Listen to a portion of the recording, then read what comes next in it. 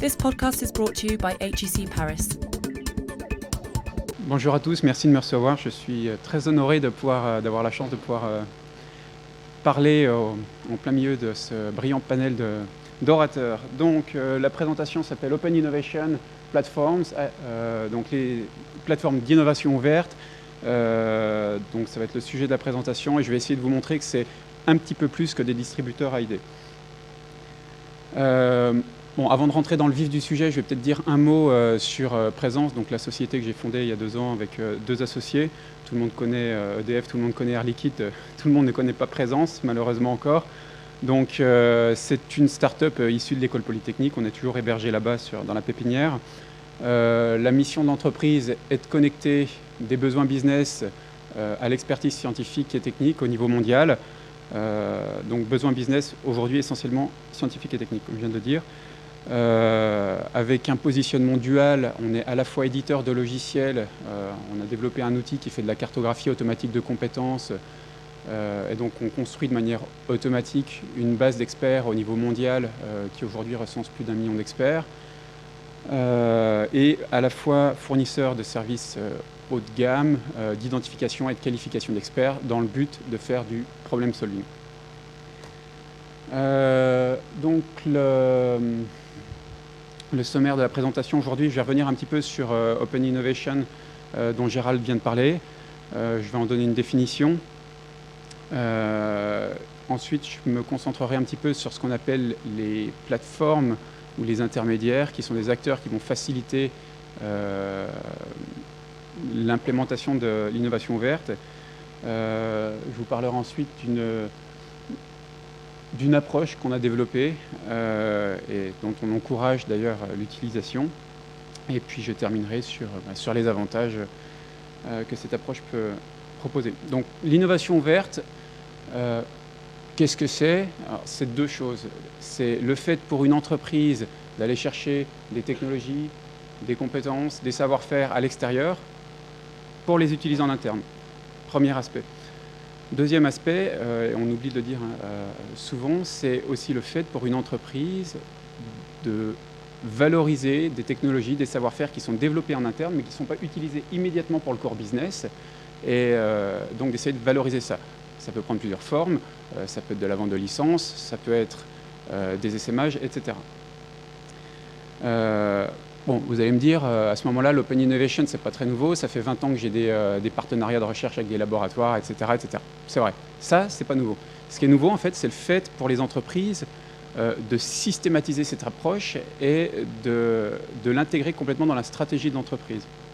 Et donc, ça a commencé, on va dire, cette systématisation il y a une vingtaine d'années aux États-Unis, ça arrive en Europe maintenant. Donc voilà, il y a un certain nombre d'avantages. Premier avantage, ça va être l'accélération des cycles d'innovation. On n'est pas obligé de réinventer la roue, on va aller chercher des technologies, des savoir-faire dans des secteurs scientifiques ou techniques qui ne sont pas le nôtre. Ça permet la fertilisation croisée et ça permet de minimiser un certain nombre de risques en l'externalisant, si vous voulez. Donc voilà pour la partie Open Innovation, c'est un pan du management d'innovation. Alors ensuite, dans le contexte de l'Open Innovation, où on va aller essayer d'accéder à des ressources à l'extérieur de l'entreprise, sont apparus un certain nombre d'acteurs qui sont des intermédiaires. Alors Gérald parlait effectivement d'Innocentive, de NanSigma, ce sont des entreprises américaines qui sont très connues, qui grosso modo font du problem solving en ligne. Donc le principe est très simple vu de l'extérieur. On est une entreprise, on a un besoin, ça fait un certain temps qu'on se casse les dents à essayer de le résoudre en interne, et ben on va aller voir ces acteurs par exemple pour formuler le besoin, le mettre en ligne sur une plateforme web et puis essayer de diffuser à un réseau de solveurs. Et on attend jusqu'à ce qu'on ait une solution qui soit apportée. Donc un principe assez simple. Donc ces entreprises-là existent depuis 10 ans. Il y a un acteur français qui s'appelle Upios également, qui est notre concurrent, et puis il y en a d'autres, nous. Donc voilà. Maintenant, je vais essayer de vous montrer un certain nombre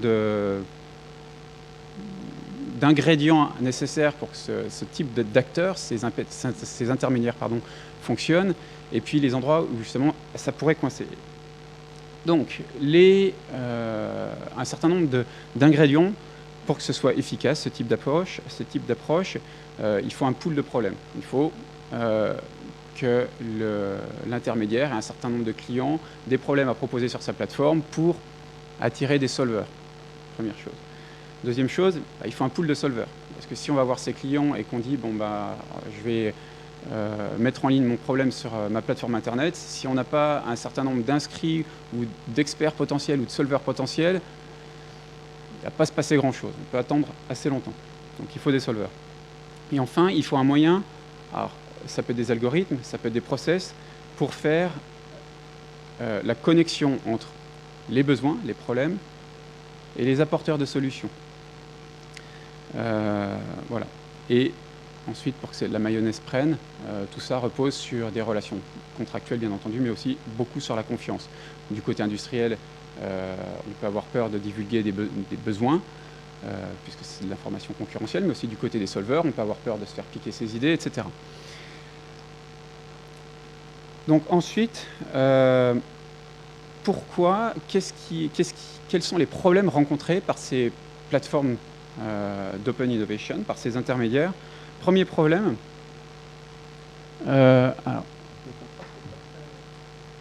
très bon. Donc en fait, les plateformes comme Innocentive, par exemple, sont registration-based. C'est-à-dire, si vous êtes solver, vous devez vous inscrire sur leur site internet pour un beau jour être contacté parce qu'ils ont besoin de vous. Il y a des dizaines de millions d'experts dans le monde, et même quand on est une plateforme comme Innocentive très connue, on n'a que 200 000 inscrits, on est très très loin du nombre d'experts. Ensuite, les experts sont d'ailleurs pas appelés des experts, ils sont appelés des solvers. C'est-à-dire que les experts ne sont pas forcément qualifiés et qu'on a un risque que ce soit, excusez-moi, des seconds couteaux. Et donc voilà, un petit nombre d'experts potentiels qui en plus ne sont pas forcément des experts. Deuxième problème, comment trouver des bons algorithmes ou des bons processus pour inciter ces experts à résoudre des problèmes pour le compte de vos clients. Deux façons de faire. On a un gros pool d'experts et on diffuse les problèmes à tout le monde. Alors si moi je suis physicien et que je reçois tous les jours ou toutes les semaines une newsletter avec des problèmes de chimie, je vais arrêter de les lire assez rapidement. Donc vraiment, il y a vraiment un besoin d'identifier et de contacter et d'engager les experts dans la résolution de problèmes de manière intelligente. Et enfin, le troisième point, c'est les aspects que j'ai déjà mentionnés, de confidentialité et de propriété intellectuelle qui sont extrêmement complexes à gérer. Et donc voilà. Donc ce sont des écueils liés aux intermédiaires, aux plateformes d'innovation. Donc quand on s'est lancé là-dedans, on a essayé d'innover. Et donc on a mis en place une approche qui est un changement de paradigme radicalement différente, je pense. On a d'ailleurs publié là-dessus, on a sorti un livre il n'y a pas très longtemps à ce sujet-là. Celui-ci. Je ne suis pas en train de faire de la pub. Donc le principe est le suivant, et on encourage d'ailleurs les autres intermédiaires à suivre ce type d'approche. Déjà, on parle de expert sourcing plutôt que de crowdsourcing. Nos clients, on travaille avec le domaine de la défense, de l'aéronautique, de l'automobile, etc. On adresse des besoins de haute criticité. Tout internaute n'est pas capable d'apporter la solution. Ça, c'est un peu une utopie. On peut trouver une idée partout. Oui, on peut trouver une idée, mais pour apporter une vraie solution à un problème technologique, il faut un expert. Première chose. Deuxième chose, dynamique plutôt que basée sur une inscription. Comme je disais tout à l'heure, il y a des dizaines de millions d'experts dans le monde. Ils ne sont vraisemblablement pas tous inscrits sur votre plateforme. Donc l'approche qu'on a, c'est faire de la cartographie automatique de compétences. Et on construit de manière automatique une base d'experts. Donc je disais tout à l'heure, plus d'1 million d'experts en base, et ça continue à grossir, pour aller les contacter et les engager à la demande. Aujourd'hui, j'ai un problème. Très bien. 10 minutes, c'est 10 minutes, il me reste ou... Ok, parfait. J'ai perdu le fil.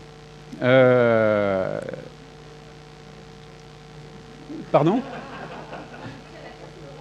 Cartographie automatique de compétences. Donc voilà, notre approche est de dire vous êtes expert dans tel domaine, vous n'êtes pas inscrit sur le site de Présence, d'ailleurs vous ne connaissez même pas Présence, mais nous, on vous a identifié comme un expert de manière automatique et on a un problème et on va vous alerter par email. Un jour, vous recevrez un email de Présence, enfin en tout cas, ou d'un autre acteur, si on suit cette approche, pour vous dire hey, on a un problème sur lequel vous pourriez travailler, sur lequel vous pourriez être rémunéré ou faire travailler votre labo. Donc vraiment l'approche dynamique à la demande. Et enfin, dernier aspect, l'aspect multi-étapes. Donc là, je rappelle encore les approches comme Innocentive, Nine Sigma, où l'idée, on propose un problème, on fait travailler 50, 100 personnes sur le problème, toutes ces personnes vont proposer des solutions, et ensuite le client choisit la meilleure, et seul l'auteur de la meilleure est rémunéré. Ça paraît très bien pour le client, ça l'est nettement moins pour les experts. Et si on veut que le service soit durable, si on veut conserver un réseau d'experts, encore une fois, je reparle de confiance, mais c'est extrêmement important, il faut que toute personne qui propose une solution, qui travaille, soit rémunérée. Donc on a mis en place, dans cette approche, on propose la mise en place d'un système de sélection par étape, qui fait qu'au bout du compte, une personne qui va être sélectionnée, un expert qui va faire bénéficier de son expertise est payé. Extrêmement important. Donc maintenant, quels sont les avantages de cette approche ? Donc encore une fois, cette approche peut être utilisée par tout acteur qui souhaite de le faire de l'intermédiation, ce n'est pas réservé à Présence. Il y a des avantages pour l'intermédiaire, bien entendu, il y a des avantages pour les experts, et puis, ce qui est le plus important, il y a des avantages pour les clients finaux, les industriels. Donc pour l'intermédiaire, ça permet de décroître les coûts de structure, c'est-à-dire l'outil développé va cartographier de manière automatique, contacter de manière semi-automatique les experts. Ça permet d'accroître la scalabilité, on va pouvoir toucher beaucoup plus d'experts potentiels. Et je reste là-dessus pour l'instant. Ensuite, pour les experts, c'est la capacité de recevoir des problèmes dont on est effectivement en rapport avec l'expertise. Il y a un meilleur contrôle de la propriété intellectuelle et de la confidentialité. Encore une fois, quand on est expert, qu'on voit un problème extrêmement mal formulé, on se demande comment on va être sélectionné, on se demande si on ne va pas se faire piquer ses idées, etc. Et enfin, on travaille, on fournit une solution, on est payé. Et donc, dernier aspect, et j'en resterai là, les avantages pour les industriels qui ont recours aux intermédiaires. Souvent, on nous dit, enfin, j'ai souvent eu des retours de prospects ou de clients, moi, je préfère construire mon propre réseau en interne. Oui, c'est vrai, parce que c'est mon asset. Mais notre approche, c'est que l'intermédiaire est aussi un asset. Quand un industriel prend l'habitude de travailler avec un certain intermédiaire, cet intermédiaire connaît les problèmes de l'industriel, et donc au bout d'un moment, on est très efficace dans la compréhension des besoins, dans la formulation des besoins, et puis ensuite, on fait notre métier d'identifier, de qualifier et d'engager les experts pour la résolution du problème.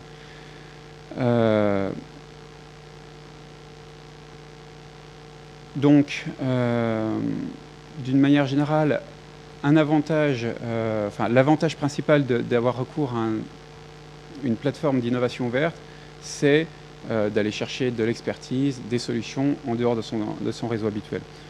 Ensuite, les avantages plus particulièrement de l'approche qu'on a développée, donc un meilleur contrôle de la confidentialité, un accès potentiellement à l'intégralité de l'expertise et pas uniquement aux personnes qui se sont inscrites sur la plateforme, et finalement la capacité à engager, au sens anglais du terme, les meilleurs experts dans le but de résoudre les besoins. Voilà. J'en ai terminé.